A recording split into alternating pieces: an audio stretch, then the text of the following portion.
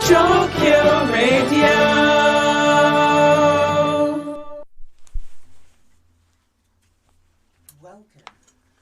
Welcome to Chalkhill Community Radio, the radio station that is all about the community. So here we are. This is Val, investigative Val, standing in today for Our Lady Blaze. And this programme is going to be centred on a fantastic community organisation called Friends of the Earth. So today we have a fabulous guest. Her name is Pam Laurance, and she is one of 4 coordinators of the Brent Friends of the Earth group. Now, who are Friends of the Earth? Well, as an international network, they're an environmental organisation. They operate through a decentralised model. What does that mean? That means that each national and regional group have their own governance. So they have their own team and they make their own decisions. They collaborate globally and put on lots and lots of events, which Pam will give us some more information about later on in the conversation. So what we're going to do now, we're going to take this international viewpoint and we're going to bring it very, very local, because as we say, we're all about community. So this is about the Brent arm of Friends of the Earth. And they are currently collaborating with the Brent and Kilburn Times. Is that right? Well, we do articles sometimes for the Brent and Kilburn Times. It's a small element of what we do. A lot of what we do is you could characterise as consciousness raising, and the Brent and Kilburn Times is part of that. But we also do a lot of street leafleting, street stalls, talking to people, talking to friends, which is partly what I want to do here. And guess what? We also come on Chalkhill Community Radio. Fantastic, fantastic. So let me first ask Pam to give you a little bit of information about herself. How did you get involved? What was your first trigger? Well, I've been active in various community things almost forever. I'm quite old.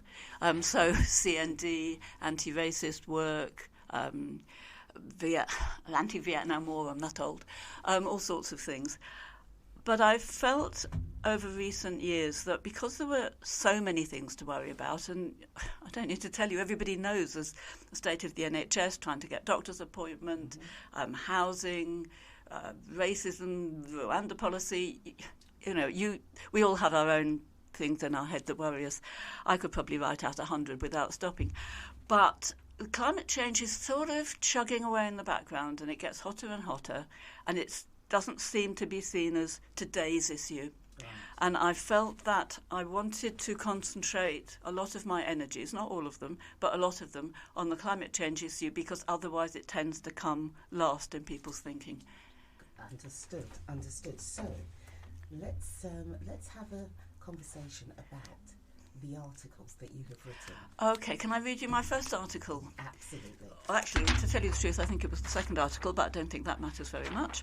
Well, the leaflet was titled, Can you smell the smoke? Can you smell the smoke? Well, this was the article, yes. Can I read that? Okay, what I'd like you to do, anybody who's listening, is to just imagine yourself in this scenario, because I think I've written it as a sort of metaphor, a scene that parallels what I think is happening in terms of our attention to climate change. So, suppose that you're at home and you've got some chips in oil over a low light. Perhaps they're more or less cooked, but you're not quite ready to serve them, so you've just got them on a low light. And you need to be a bit careful, cooking oil can be dangerous. So it's time to turn off the heat, but the doorbell rings. It's a package for your partner, which you take to them, and a letter about a hospital appointment. You read the letter. Finally, you have a date. Now you mean to turn off the heat. But your partner calls. I've cut my finger. Can you get me a plaster? You think the chips will be okay for a bit, and you get the plaster. You're just about to return to the kitchen when a friend phones. She's in tears about her debts. Can she talk to you?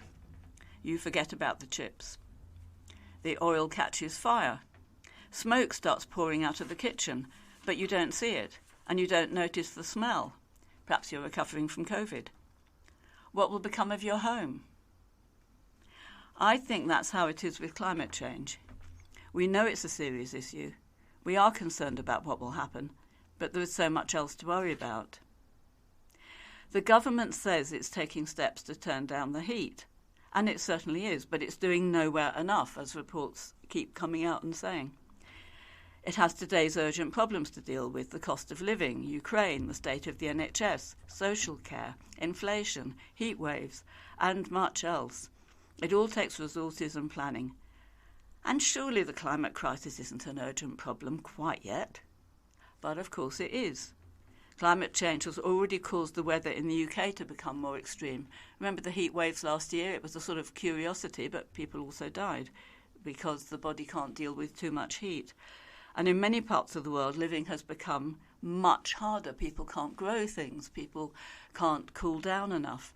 I read an article just the other day about, you wouldn't think it connects, but it does, domestic violence in India going up because the men can't go to work, because they can't work in the heat. Everybody's in a foul mood. Everybody's worried because they can't earn money to feed their kids.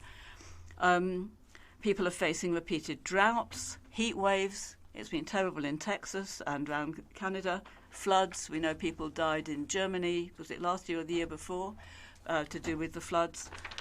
It's actually here now, but because it's crept up and crept up and crept up, we're not treating it with the urgency that it needs.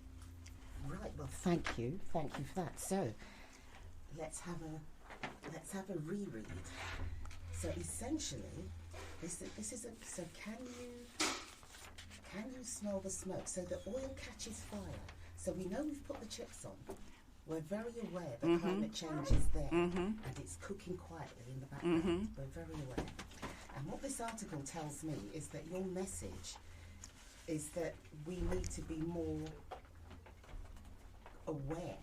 Alert and aware. Yes, almost everything we do has an effect on climate change. Now, you can't avoid it, you know. What you eat, and we'll maybe come to that, I hope we will, in terms of climate change, but you're not going to give up eating, are you? Because you wouldn't live very long.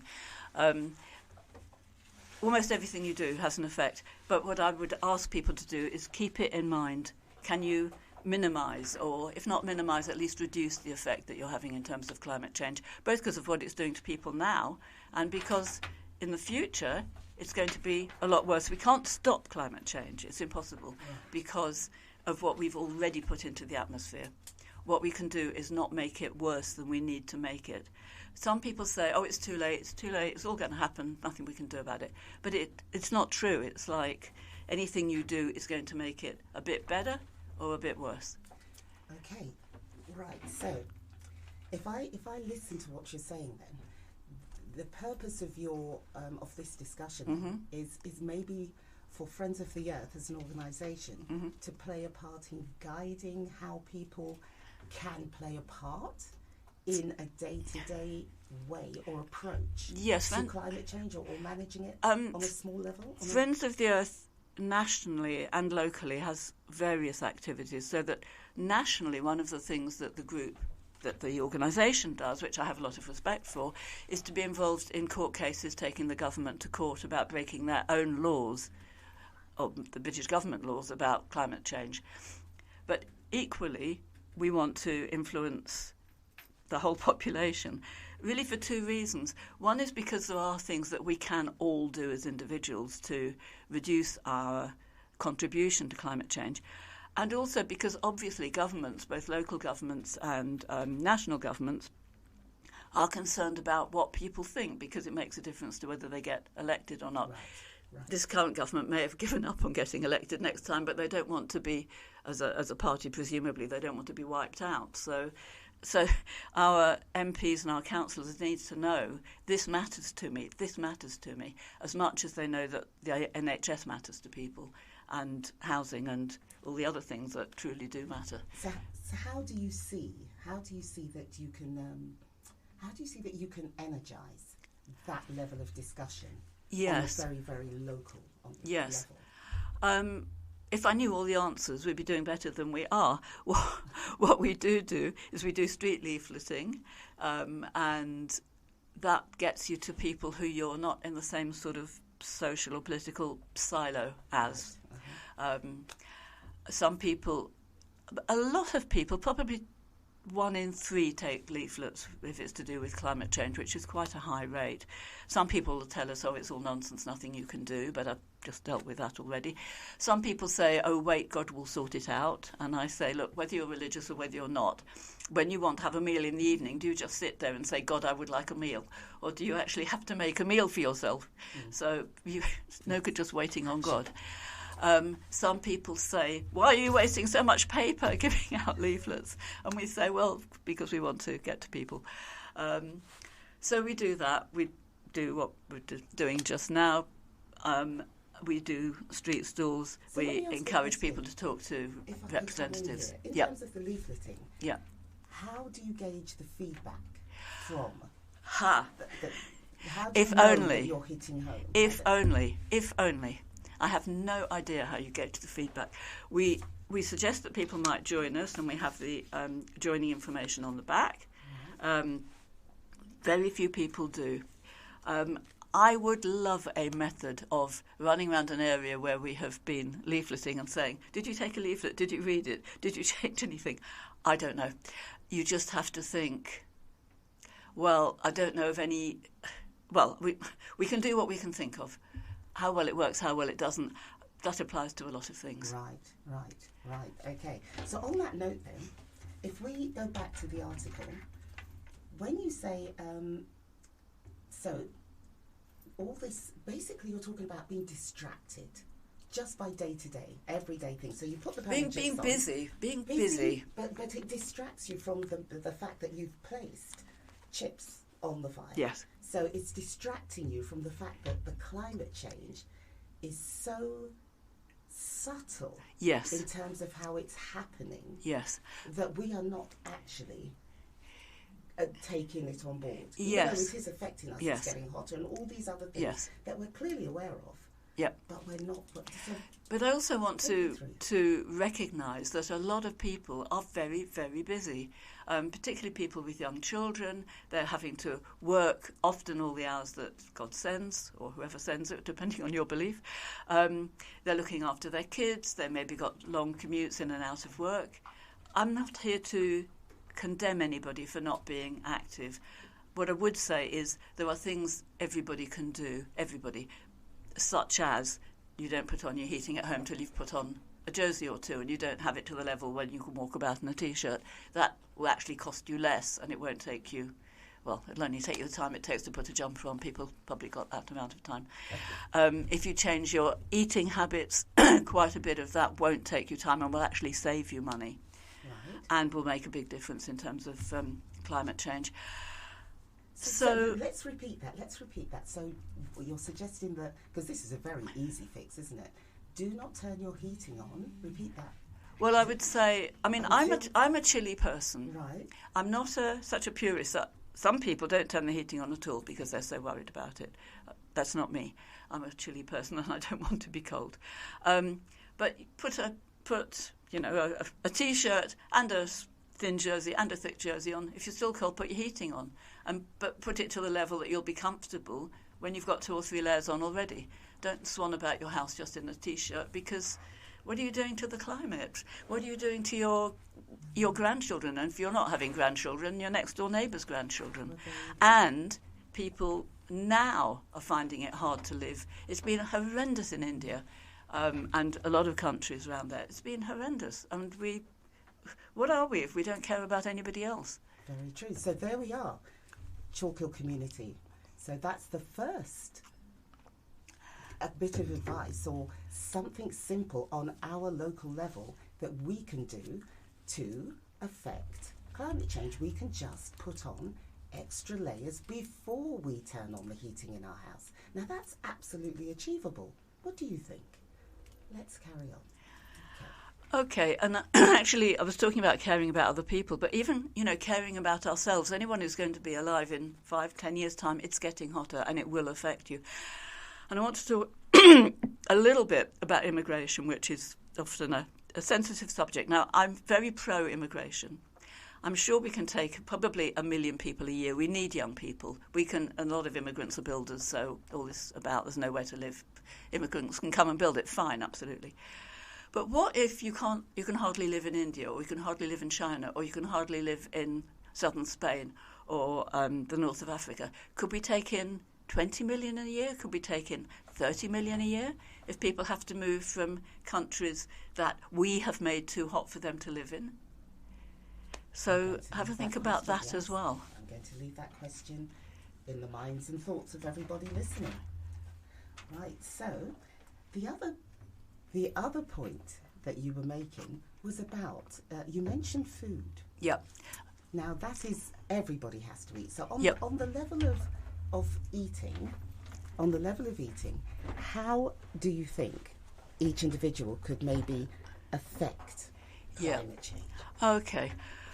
It's not widely understood, I think, but if you eat particularly a lot of beef, to feed the cows, they tend to knock down the rainforests in Central America, South America. And the reason for that is because they're knocking it down to grow the soy. Or the soya, I'm not sure which the right word is. They do that because they need to feed the cows. Now, this is a bad thing because a lot of tree cover helps take the carbon dioxide out of the atmosphere. We don't want to knock down a lot of trees. Now, if you feed the soya to the cows, and the cows have to have their lifestyle, and then people eat the cows, it takes an enormous amount more soya than if we, as human beings, just eat the soya in the first place. Also, cows, and most of us these days don't live in close proximity to cows, but cows belch a lot of methane. Plus, methane comes out of their other end as well. And methane is a very potent greenhouse gas. It doesn't hang about in the atmosphere as long as carbon dioxide, but it's much more powerful. So for both reasons, we could do with a lot less cows. Now, so quite a few people will then move to being vegetarian, but that's actually not of itself going to do it, because if you're eating cheese, milk, dairy yogurt, where does that come from? That comes from cows. Now, like I've said, I don't want to be a purist too much. I don't want to say to people, you must all be vegan, because basically it'll put people's backs up and people won't do it. However, if you can move towards eating a great deal less beef, a great deal less dairy, and there's so many alternatives these days. I know we're all being asked to be careful about ultra-processed foods, but there is a lot you can have, particularly tofu, which is quite easy to cook. You just dry it and slice it up and fry it a bit, and flavour it with any of the hundreds of sauces you can buy. You can get vegan yogurt, which I have on my cereal just about every day, and is very delicious. You can get, well, these days, even corner shops have oat milk, soy milk. I drink soya quite a lot. My partner doesn't like it. He has oat milk. There's loads of different milks you can get. It's really not so hard these days. And like I said, don't necessarily say cut it all out altogether. Chickens, I can't remember the details because I'm not an expert. I'm only a person that's bothered. But the way they're reared, apart from being horribly cruel to most chickens, it also causes emissions. But you'll have to look up the details yourself if you're interested, because I have forgotten. Okay, so... But what I wanted to add about the vegan thing is that what you do influences your friends quite a lot. In terms of food, my sister went vegetarian before we did. Then we saw a very influential, when I say we, I mean me and my partner, we saw a very television programme that influenced us a lot about 40 years ago about being vegetarian. We went vegetarian. About 10 years ago, our son, who was by then an adult, had become vegan. We then went vegan. My partner's brother and his family all went vegan. So I think what you do, what you see people who you see as like yourself, close to yourself, what you see them doing is quite influential. It's never mind what Kim Kardashian is doing or the King or some other, or Nelson Mandela, much though you may have respected him.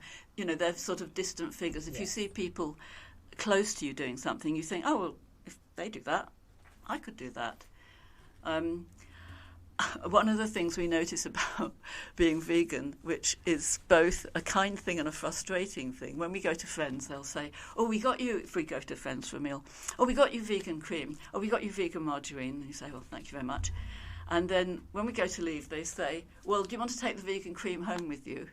We say, well, why don't you keep it? You could use it. It's nice.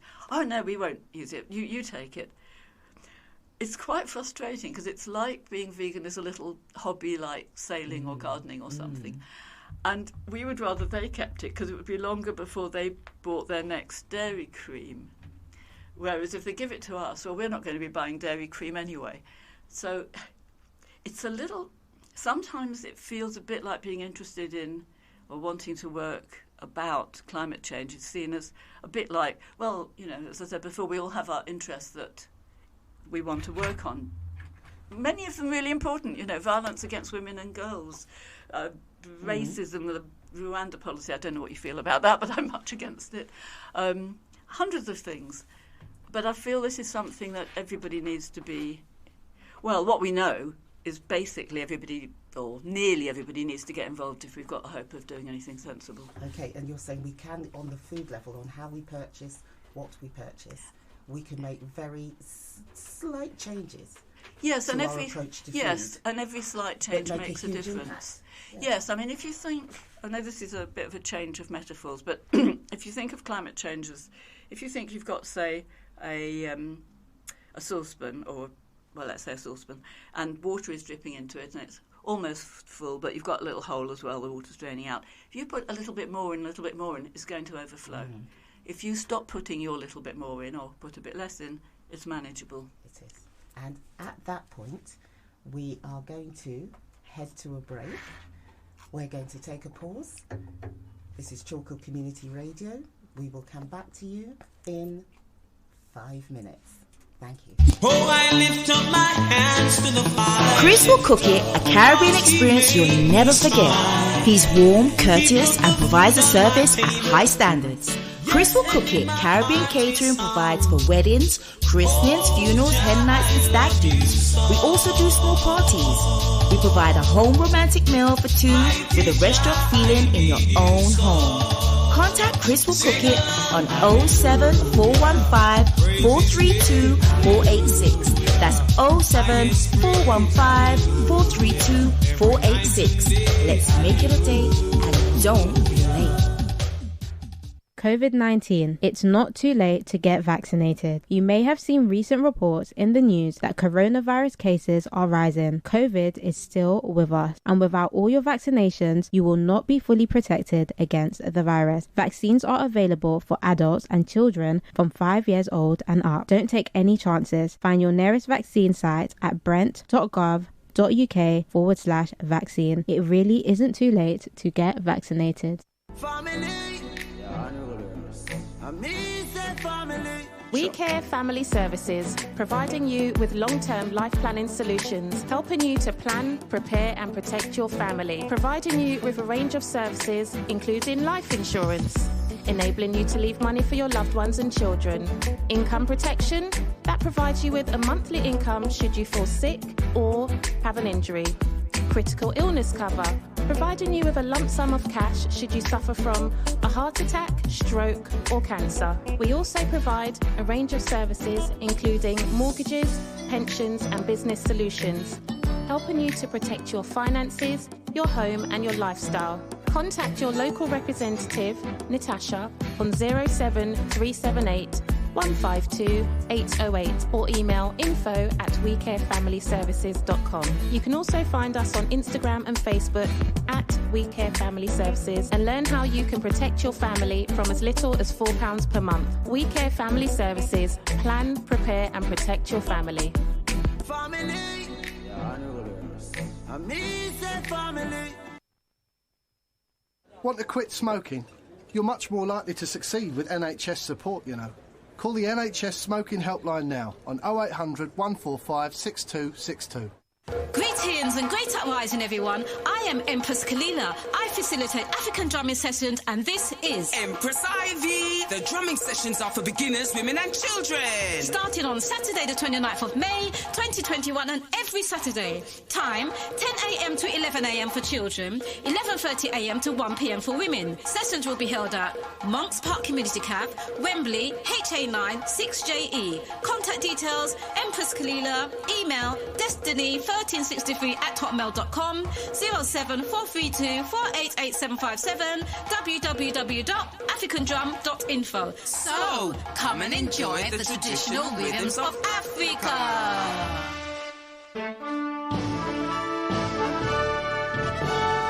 Chalkhill Radio.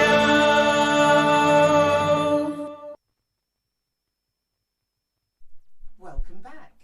This is Chalkhill Community Radio, and we're all about the community. This is Val, investigative Val, standing in for the Girl Blaze, our Girl Blaze.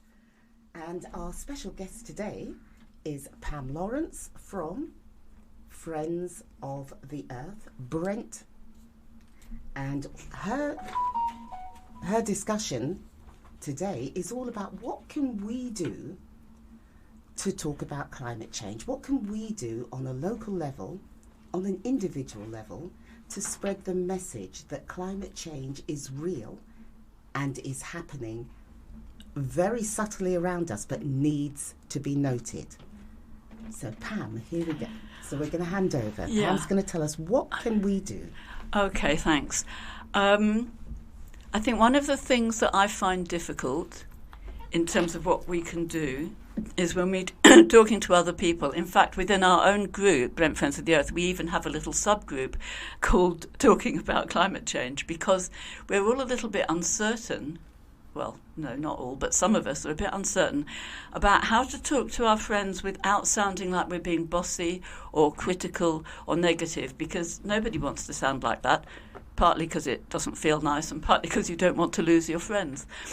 So a question that I would put out there, because I don't ask me for the answer because I don't know it, is, let's say a friend says to you, I'm going to fly to Madrid for the weekend. And I would be thinking, don't do that, because it's an awful lot of flying for a short time, and flying is a very potent way of putting greenhouse gases into the atmosphere. Now, I certainly don't want to say to people never fly, particularly in Brent, where people have relatives in other countries. But if you're going maybe to the Caribbean, or you're going to India, or you're going to Nigeria, maybe once a year or something, okay, I don't want to get in your way. If anything, because I don't have family in far-flung places, you take my flying bit, because I don't fly very often.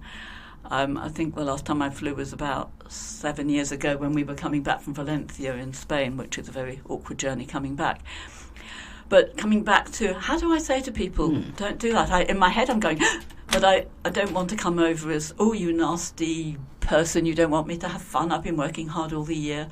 And the same thing with food. People say something like, but I love my dairy I love my so I couldn't give up cheese. And I think, well, do you prefer, is cheese more important than climate change? But again, I don't want to come over as negative and finger wagging. How do we do it? A little bit with flying. Sometimes I say, oh, we're going on holiday to, let's say, we went to Portugal a few years ago. And we said, and we're going by train, and people said to me, oh, don't you like flying? And then I'm in a position where I can say, actually, I love flying, but I hardly ever do it because I don't like climate change. Right. So I can do it that way. In terms of not trying to pull people along with us, but not sound too negative, well, any advice that anybody would like to give me good? Have to go for it. So, irrespective of the audience that's in front of you, if your passion is climate change, isn't it your duty then, to a certain extent, to represent that passion? Well, it is, but what would I say, for example, to somebody who hardly ever uses the buses or the trains but goes by car or goes by Uber, when I would say, but you know that's putting more particulates into the atmosphere, which affects people's lungs, and it also makes climate change worse. How should I deal with that? Well, what I'm hoping, going by what you said, is that if they're in their house and they've put on 2 or 3 extra layers before they've turned on their heating, they've made a contribution. So I suppose what we're trying to do, or what I understand that you're trying to do, is give the audience the words and the different examples that they can actually adopt, so that when somebody says to them, what are you doing about climate change? So they're not, going to the latest rally and they're not out with you leafleting.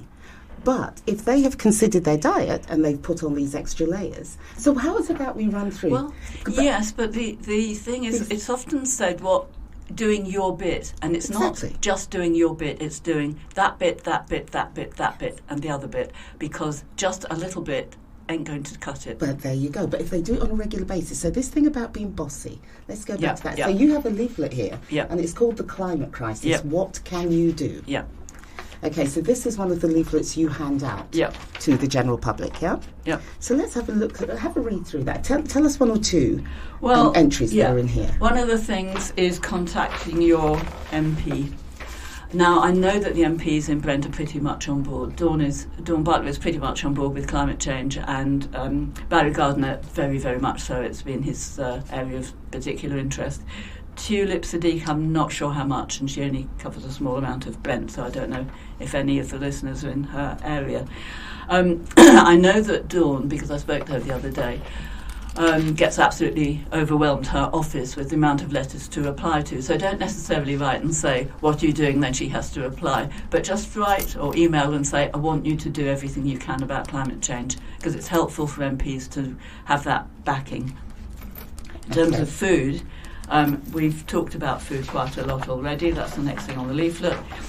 The next thing on the leaflet is chat with friends. Tell friends what you're doing and why you're doing it. And then maybe they might think, oh, that's not a strange thing that, climate activists do. I mean, all respect from me to the Just Oil people and the rest of it, but most of us aren't that brave or not sort of, flamboyant or assertive enough. But chat with your friends, tell them what you're doing. Right. Shopping. In terms of what you buy, everything that is manufactured in any way takes water, which is there's a shortage of in some places, and cleaning it and transporting it takes energy. Making any sort of clothing takes energy. So just wear your clothes a bit longer, wash them a little bit less often, buy recycled when you can. Go to charity shops or what's it called? Let me hold you there, Mary. Let me read to you. Mary? It says here. Sorry, Pam. See, we can all make mistakes. Yes, but I'll tell you why. I'll come back to that because I've got another reason for that slip. But here we go. It says here, conscious shopping. Yeah. The production of the goods we buy uses a lot of energy, releasing CO2 into the atmosphere. Mm-hmm. So it says here, reuse, repair or recycle when you can. Try to reduce the amount you buy. You could research the companies you buy from. So goodonyou.eco, ethicalconsumer.org. Look at buying second-hand goods. Definitely go for fair trade or from B corporations. Now, that's something on a day-to-day basis we can all do, even if we do it once or twice, even a month.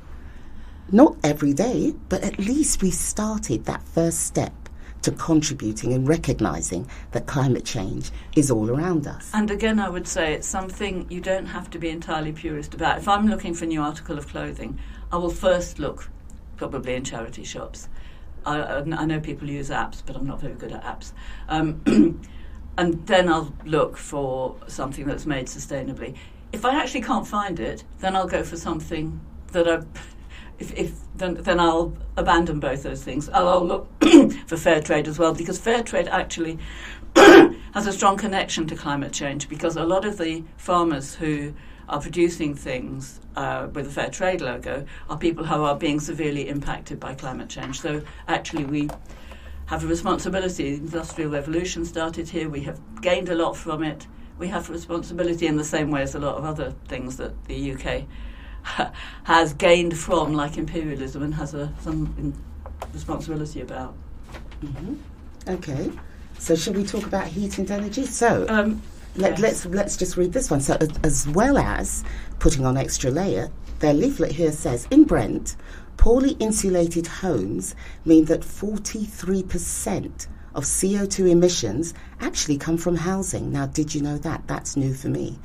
So it's suggesting that you, or we, look for better insulation for your home. Go for grants that may be available for those on low income. So if you can, switch to a greener energy tariff, avoiding using fossil fuels. So there you go, there's somewhere else.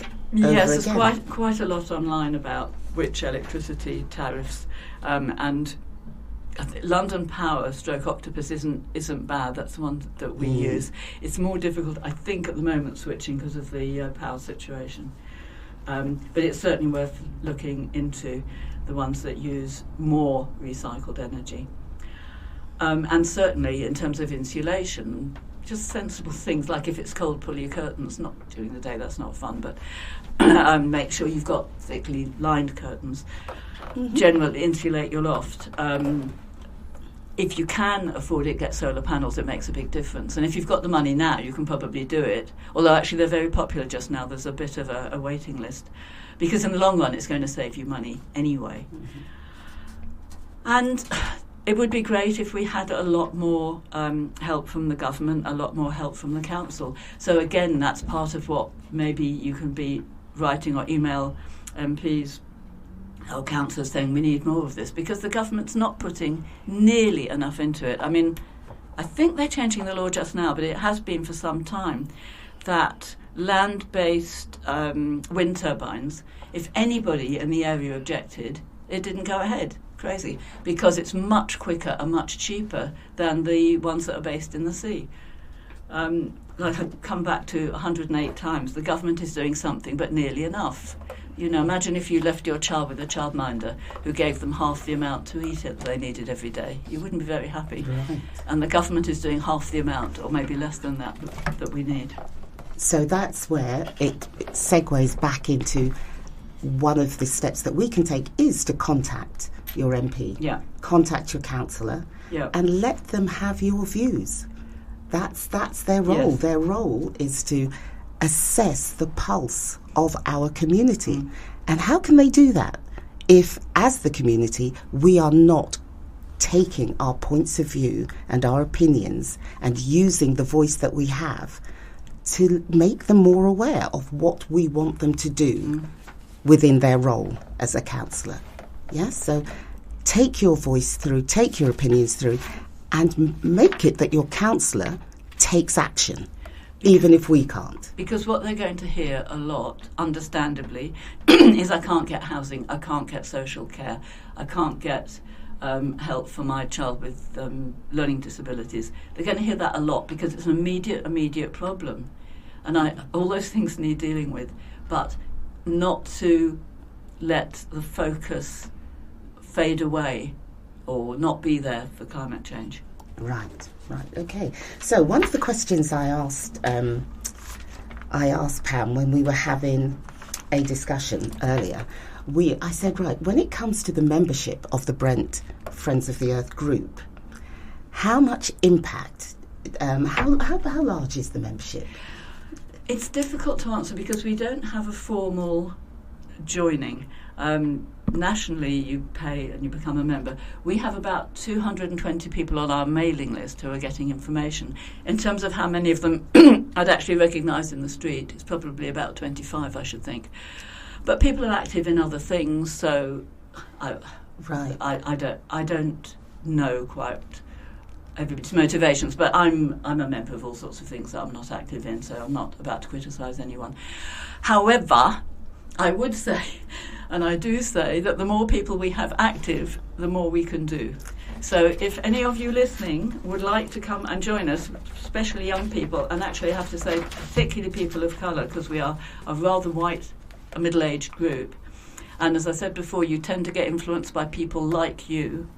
Our website address is www.brentfo.com, but you needn't remember that. It is always giving you the website addresses to remember. If you just put Brent Friends of the Earth in your search engine, you will find us.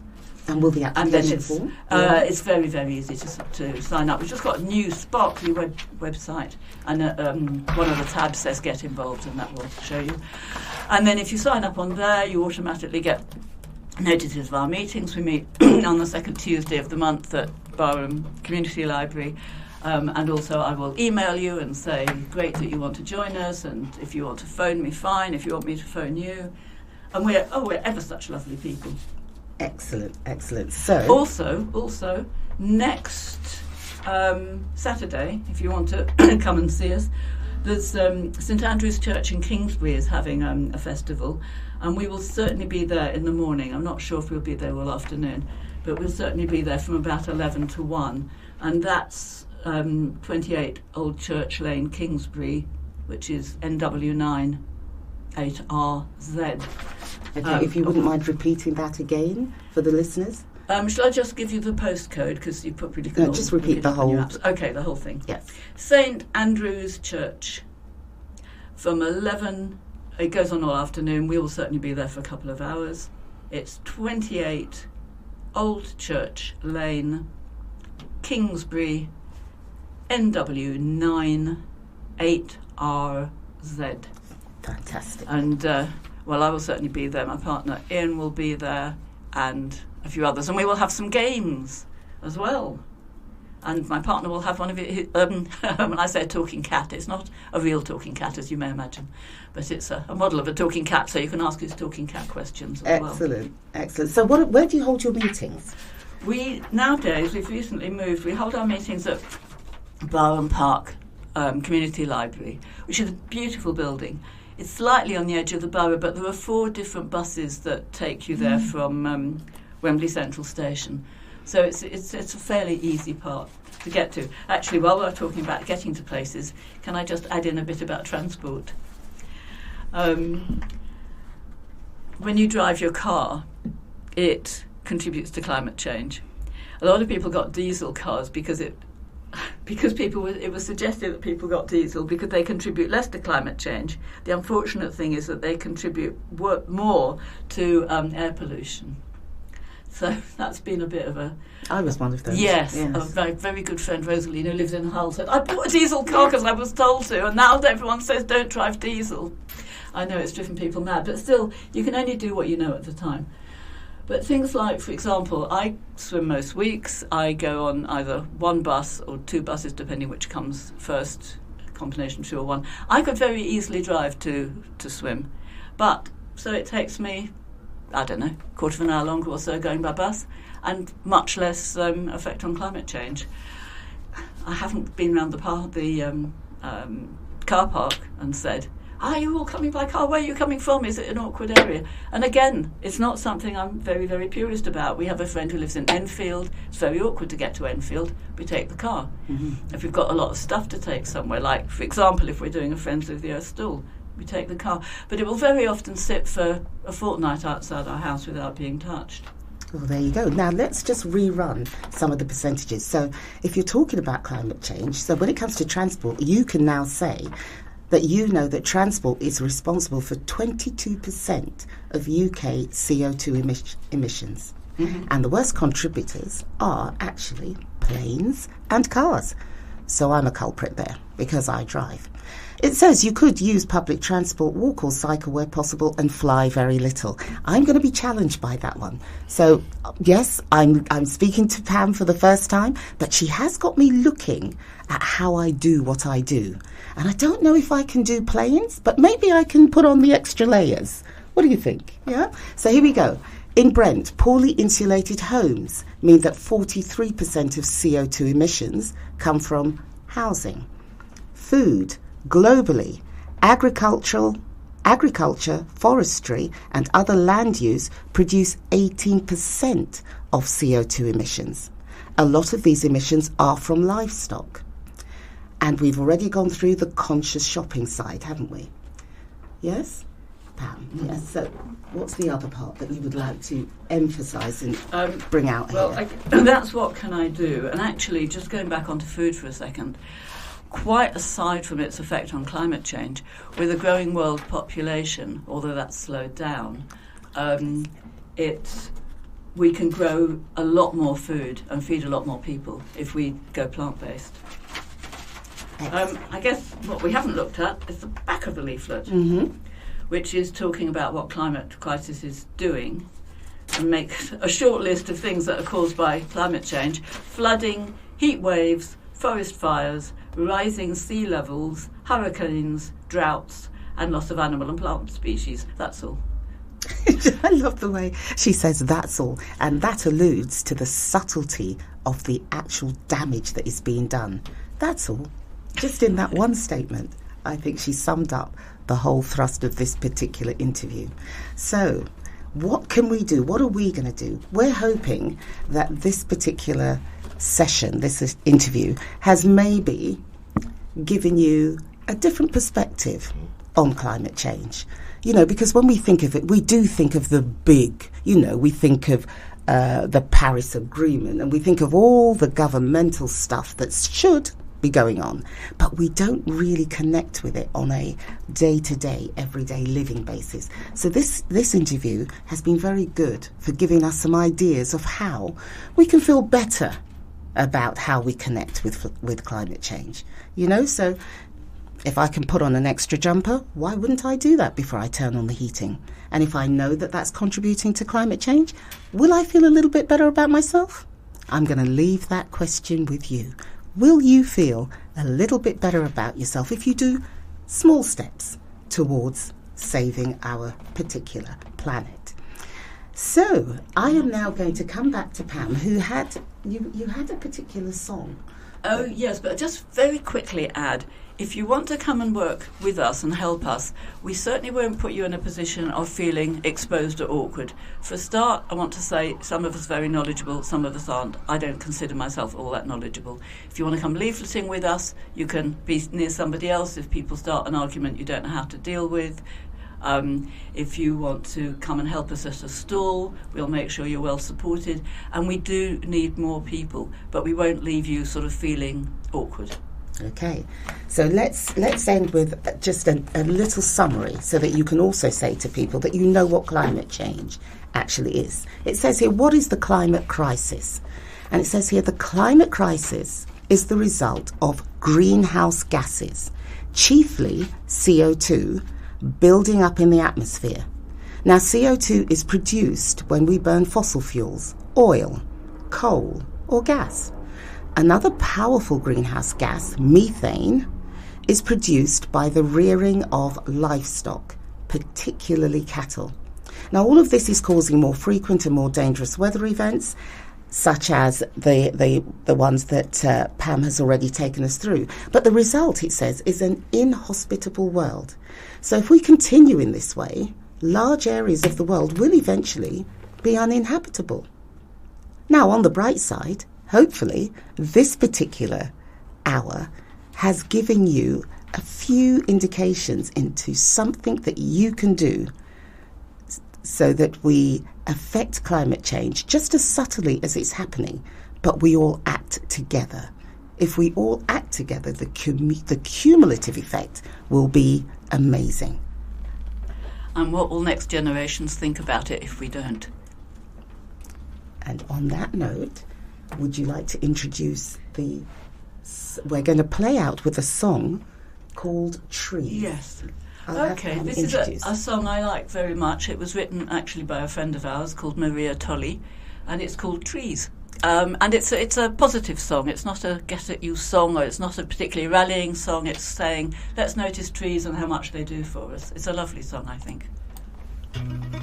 Thank you. This is Val, Chalkhill Community Radio, on behalf of our girl Blaze, Pam Laurance. Can I say thank you very much for your input today? Thank you very much, Val. Right. Flex, thank you very much for your support.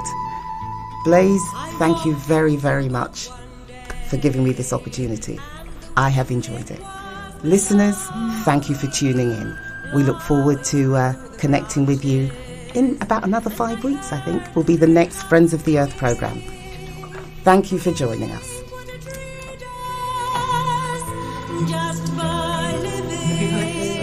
Yes, I listened to it.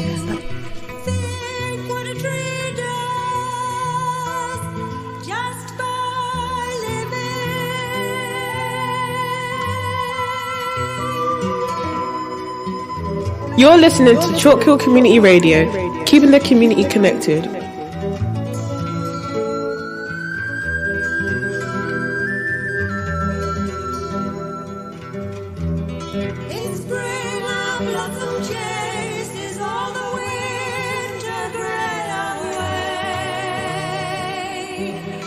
Branches crisp and grass and invite the birds to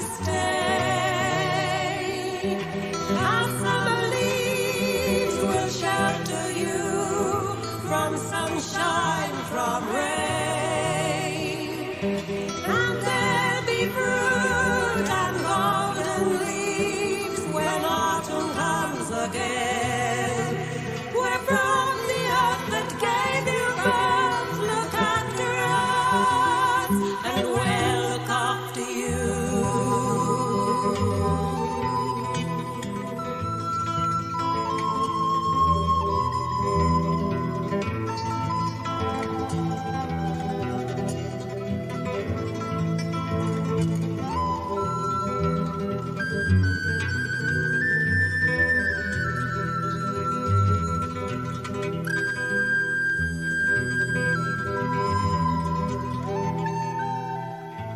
I walked into a wood one day, and the wind it was blowing, blowing through the branches, and I heard the treetops singing.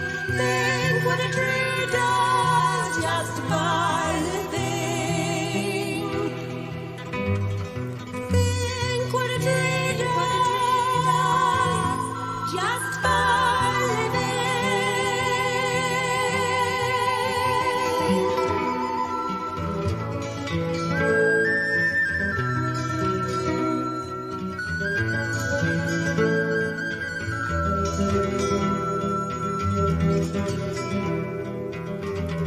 when dusty soil is shifting and everywhere is dry, we hold the rough winds back and change their roaring to a sigh. Our thirsty roots cling to the earth and stop the desert spreading. And when the rain comes gushing down, we stop the waters flooding. We're from the earth that gave you birth. Look after us, and we'll look after you.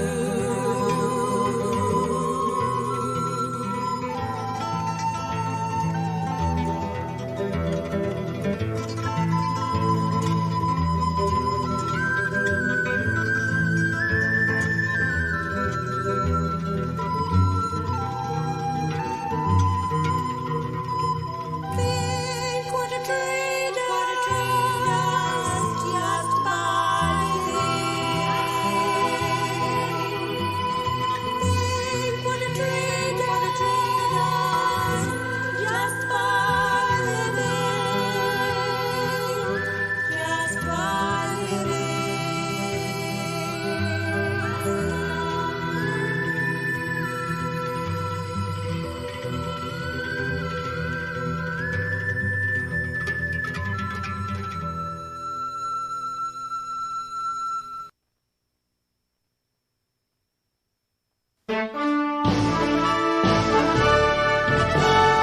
Chalkhill Radio. Oh, I lift up my hands to the Father. Chris will cook